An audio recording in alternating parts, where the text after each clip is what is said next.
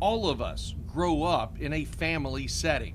It might be a traditional situation, maybe non-traditional, but life has a strange way of sometimes choosing for you where you will go and what you will become.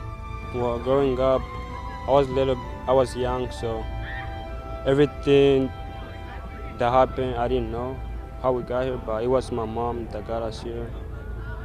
I just saw me going to the plane and then flying here to New York and then here. For James Ndayishimiye, his story does not begin in Lexington, but rather more than 7,000 miles away on the African equator in Uganda. James was born to Congolese parents. They were refugees, looking for a better life for their 8 children. James's father was poisoned, leaving his wife to fight for the family, and through the Ugandan government, eventually transitioned to America. I mean, it's better here. He has a better living here and just everything around way better. That transition was not easy. Learning new cultures, a new language, a new everything had to be difficult. I mean, once I got here, they gave me teachers to teach me to speak English. A lot of help with assignments that I did not understand, so that helped a lot. James doesn't have transportation, so James and I ride in the car a lot together.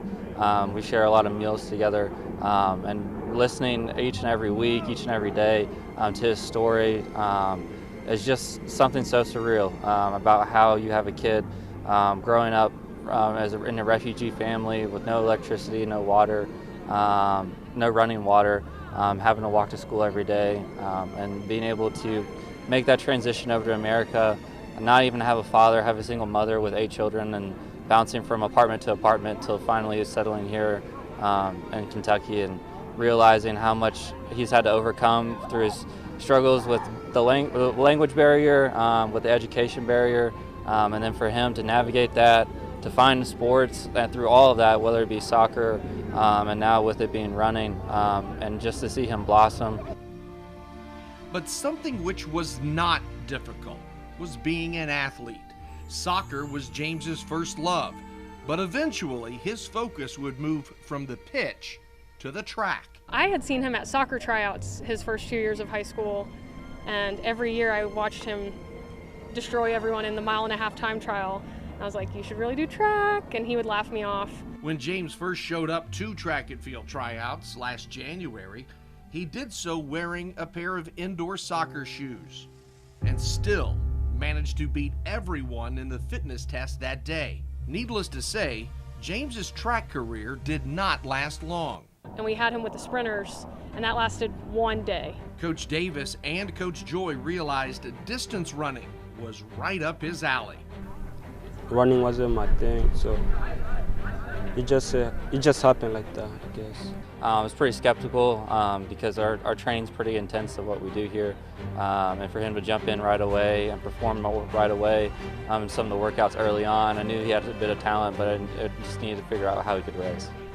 Coach Joy and I have learned that he's one of the most intense competitors we're ever going to be around, I think, and it's a once-in-a-lifetime opportunity to coach, and we trust him, and we want to help teach him, but we also trust his competitive nature because he obviously has it deep inside him. What began to happen would grab the attention of everyone at Lafayette High School and around the state. In my program, it's all about the first 1,000 miles of putting in the base work, and for him to pick that up in less than 100 miles of training was ridiculous. The success which followed was incredible. In May of 2023, James was the runner-up in Class 3A Region 6 in the 3,200 meters and 4x800 meter relay. But in October of the same year, James would experience a level of success which will have him forever etched in the record books. He won the Fayette County Public Schools City Championship and a part of the team title. Add to that a regional championship, both individually and with the Generals. But to top it off, a Class 3A state cross-country individual crown. James Ndayishimiye understood the magnitude of what he had just accomplished.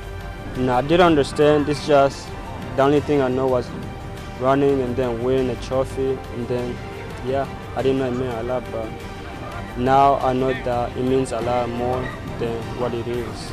And for him to realize that he had gotten to the level that he was at that fast, and know and see that he, in his very first year of cross-country running, he had made it to the state championship, and not only just made it, he led it and won it from wire to wire.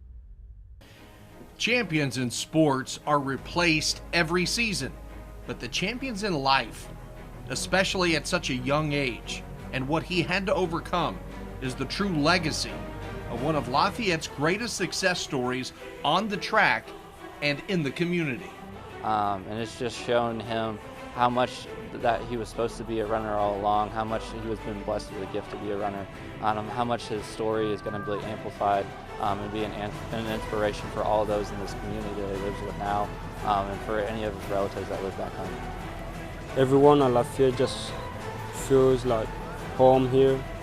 Everyone welcomes me here as a part of their family and team. Yeah. The running story itself is incredible, regardless of his past, but like his story as a person is amazing, and his family's amazing, and we're lucky to know him as a young man and not just as the incredible runner that he is.